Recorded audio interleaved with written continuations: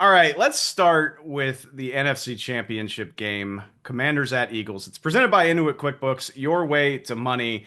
And Greg, you and Joe Davis called that second Commanders Eagles game. Knew it was going to be one of the games of the year as it was finishing. Just a phenomenal game. I did not see it being a preview of the NFC Championship.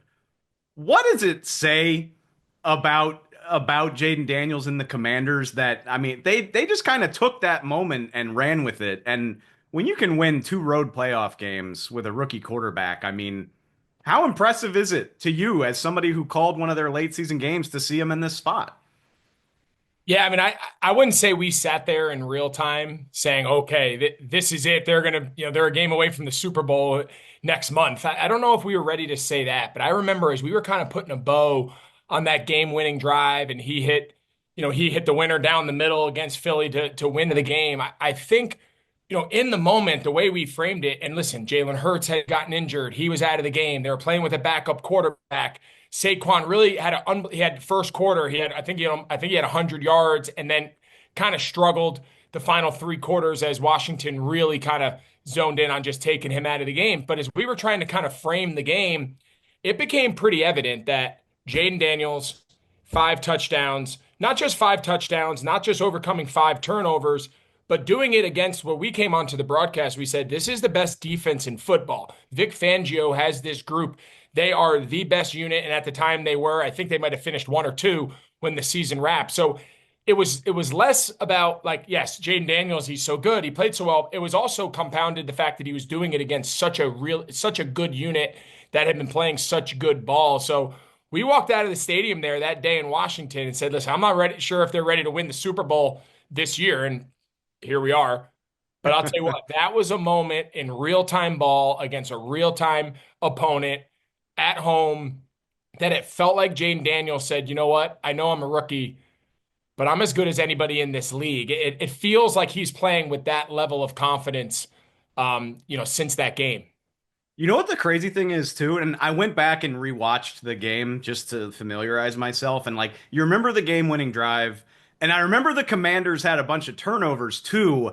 I forgot that Jayden had some uncharacteristic mistakes. Like, he threw high for an interception right before halftime and then made a very like out of character aggressive decision late in the game that led to another interception.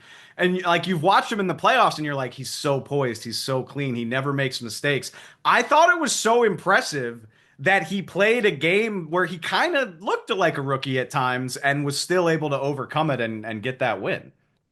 Yeah, there's no question it wasn't a perfect game, right? I mean, that, and again, Philly's defense had a lot to do with it, but the 5 turnovers, again, couple fumbles by Brian Robinson, couple picks, and kind of a shared kind of fault there. But the game really came down to the 2 fourth down conversions that he picked up with his legs, the scrambles. Dan Quinn they're the best fourth down team in the league. That's something Philly has been now for a couple years under Sirianni. Dan Quinn really leaned into not only going for fourth downs a lot, but they're converting at the best conversion percentage in the NFL this season. So it feels like that game for Washington came down to his 2 fourth down conversions that he picked up on scrambles, and then Devontae Smith. He uncharacteristic. He's such a good player. Makes that catch 100 out of 100 times. He didn't make it 100 out of 100. So he kind of drops that, and they end up kind of keeping the game alive for Washington. They go down and get the walk off. So he catches that ball, the game's over. So both teams were sloppy. Jalen Hurts got injured early. Philly got off to a fast start with Saquon in the ground game. Then Jalen Hurts leaves. It kind of starts to, short circuit a little bit for Philly's offense. That kept Washington in the game long enough. And then he made the magical 2 fourth down plays. And then, of course, the game winning touchdown drive at the end.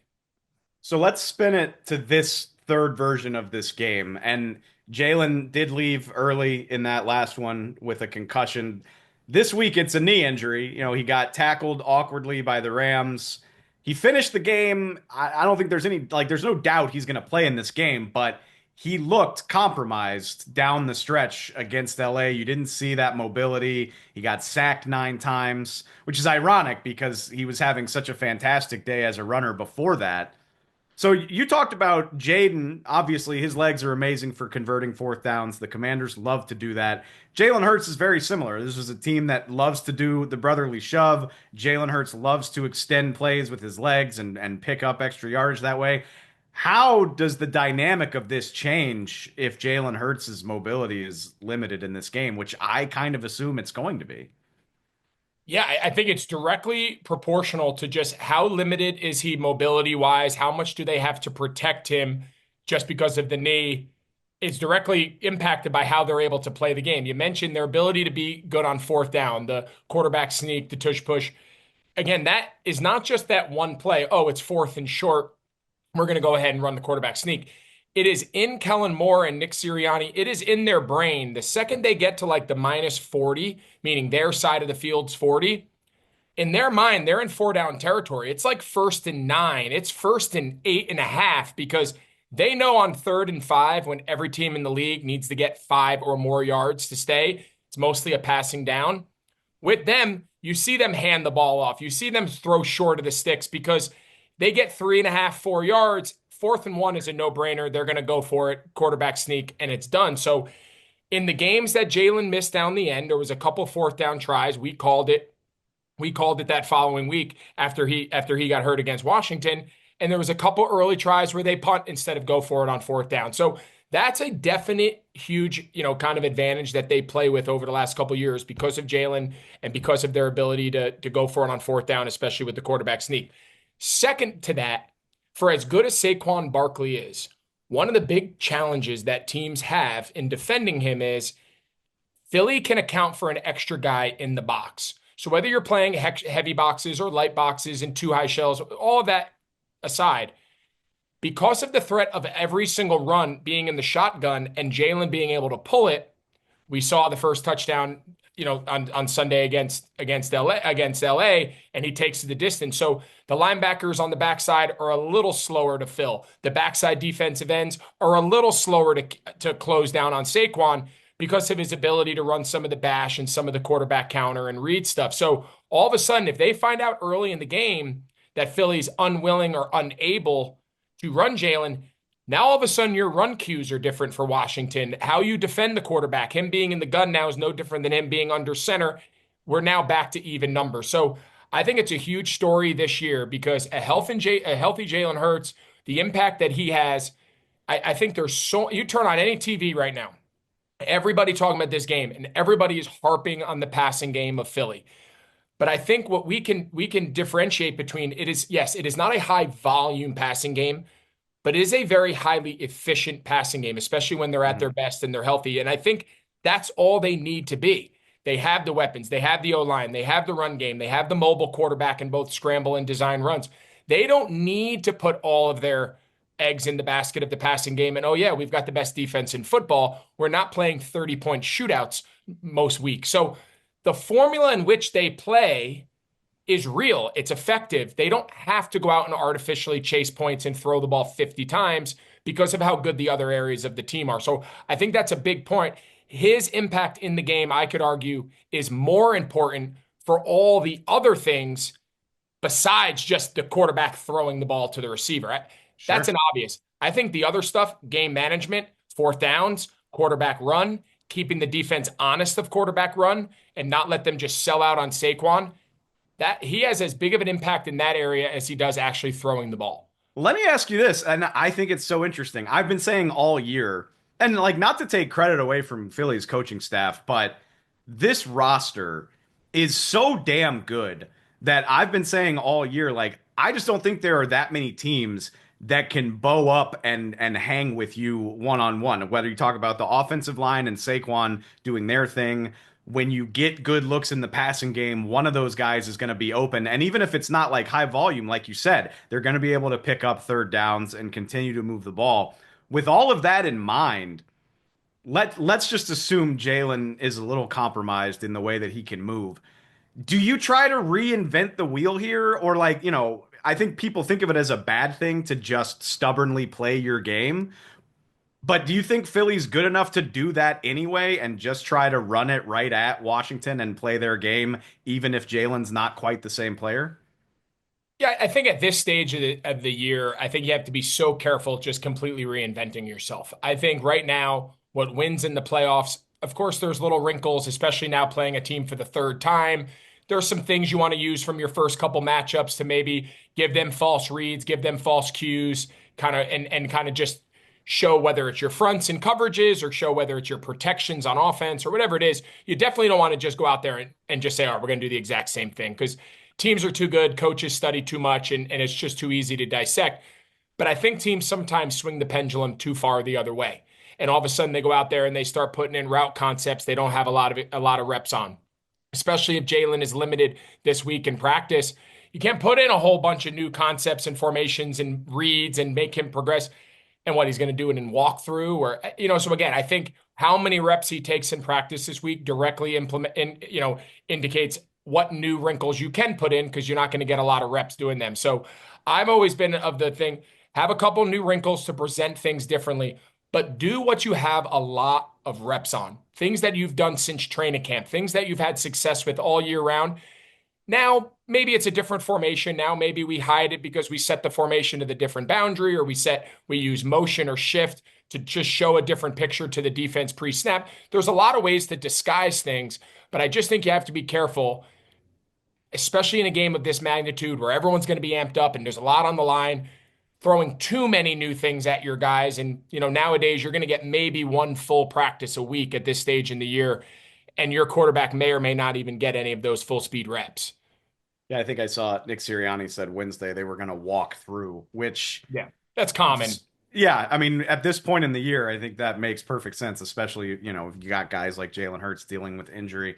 Couple notes I wanted to hit on the Eagles defense, Commanders offense on this side of things. Number one, it feels like a big deal that Nakobe Dean won't be available for this game. Again, rewatching y'all's game in week 16, he was everywhere in that matchup. It feels like that is a big part of this, that they don't have that. I mean, they do still have Zach Bond, obviously, but that's a guy that can spy, that can move sideline to sideline that you don't have against this very mobile quarterback.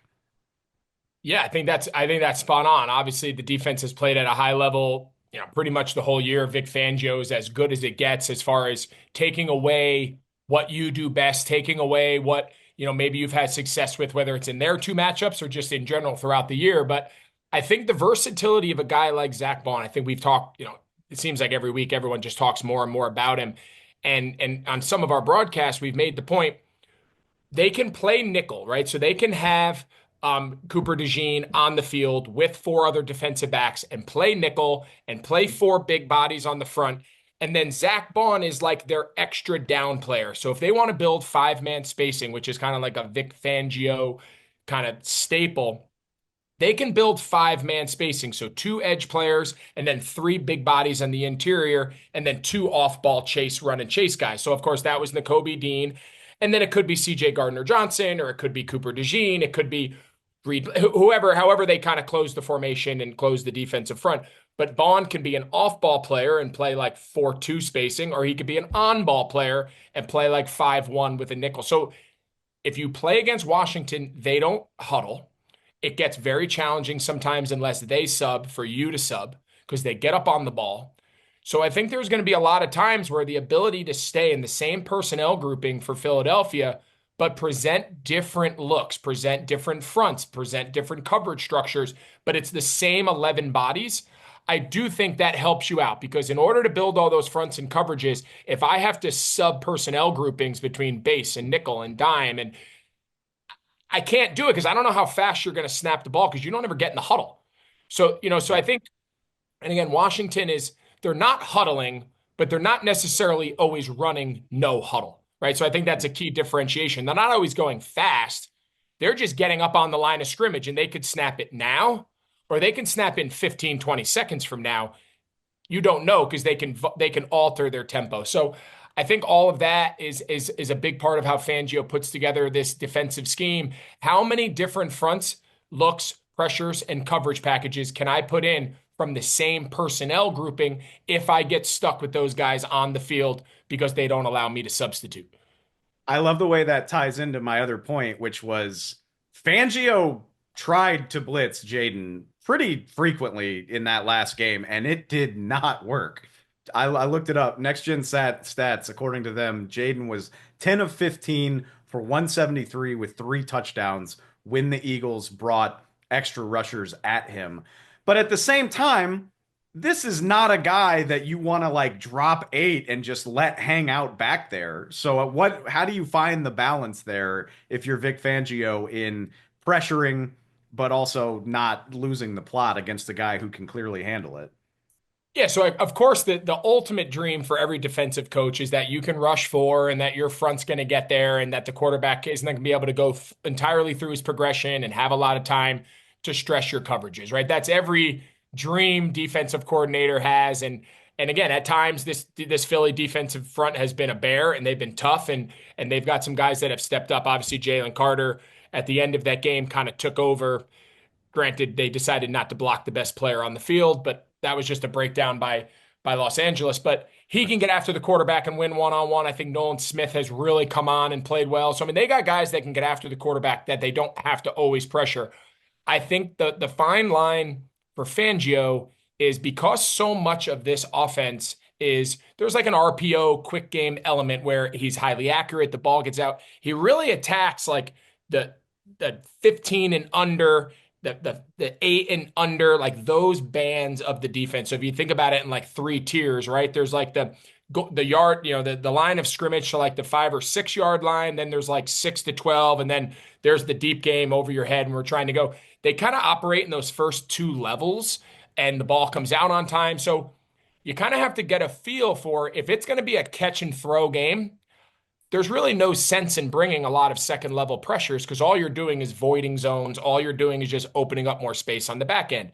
If this is a catch and hold game and they think Washington wants to send layers and McLaurin deep and try to get layers into the coverage, now I'm more willing to bring some guys and try to speed up the clock of a young quarterback. So I think a lot of it is just an ebbs and flows of the game. And I think Fangio, of course, is prepared to heavy blitz, no blitz, bring 4, bring 5 down, bring 4 down with an extra off-ball backer, play man zone. Obviously, everything starts in those high shells, and they play everything top down and keep the ball in front of you, nothing over our head. Like that's a Fangio for the test of time staple. So Forever. Yeah. again, so there's a lot of ways that he can look at the game, but typically speaking, quarterbacks that want to catch and throw ball out of their hand and get high completion percentage, it really doesn't make sense to blitz guys like that, right? So you got to figure out how does Washington want to go into this game? What does Kingsbury and Jayden feel comfortable attacking? Do they want to just underneath this game to death? Then just keep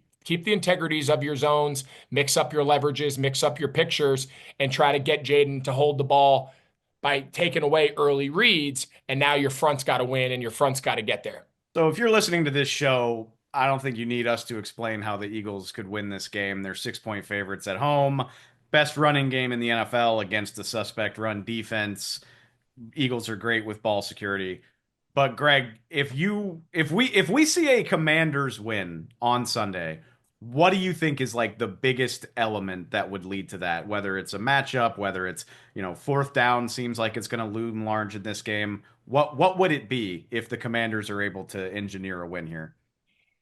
Yeah, so I think my answer again, we're filming this. What is this Wednesday? I know I'm getting way out ahead of No, it. I'm I'm just saying. sorry. The reason I preface that by saying is I want to know where Jalen Hurts is.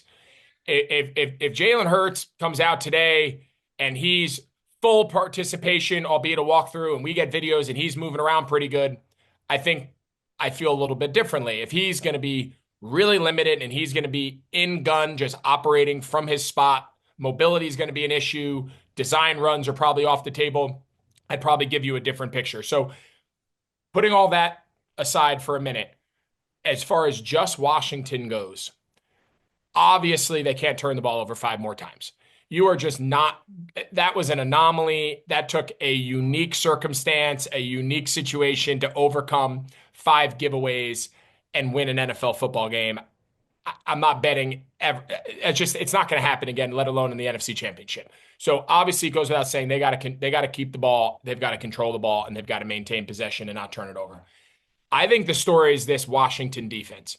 I think the better this Washington defense plays, the more stress they can take off Kingsbury and Jayden Daniels that they feel like they need to match this off, match Philly and turn this thing into a shootout, right? So has Philly been playing in those high level shootouts consistently? No, but can they? Absolutely, right? They can strike fast on the ground with Saquon and take it the distance. On any play, Devontae Smith and AJ Brown can go the distance. So they have that fast strike capability because of how talented they are. So Washington has to make them go the long way, has to take the ball away, cannot give up one play touchdowns, one play chunks. If they drive the ball 12, 13 plays on you and you give up a touchdown in the red zone, so be it. They need to play a limited possession game. They cannot play high possessions, high explosives, fast pace. Give them the ball right back. Like that's just not a formula because then all of a sudden Kingsbury's got to push and Jayden's got to push. He's got to put the ball in harm's way. And that's where this Philadelphia defense thrives, playing the pass, secondary, and taking the ball away. So if Washington's defense, especially if Jalen Hurts is a little hobbled, if they can control the explosive plays, and again, you'd give too much attention to Saquon, and AJ Brown and Devontae Smith are going to run over the top of your head. That doesn't do me any good either, right? So I think there's a fine line where they can't worry if it's Saquon, if it's run game, pass game. It does not matter. You're not taking away the run game. You're not taking away the passing game. You're taking away big plays. However they come, limit the big plays. If Saquon, they want to give him the ball 40 times and he runs for 150, great. But now, if he, at the end of the first half, if he's got 15 carries for 110, you're in trouble. Not great. So again, Yeah. that's the part. It's not so much how many yards Saquon runs for, it's how many carries did it take. And that's the part they've really got to hone in on because it just throws off your offense is directly predicated on what style of play my defense is allowing. And all of a sudden this turns into a shootout because Philly comes out hot at home. That puts a lot of pressure on a young quarterback, albeit who's been incredible, but it just is a different animal now.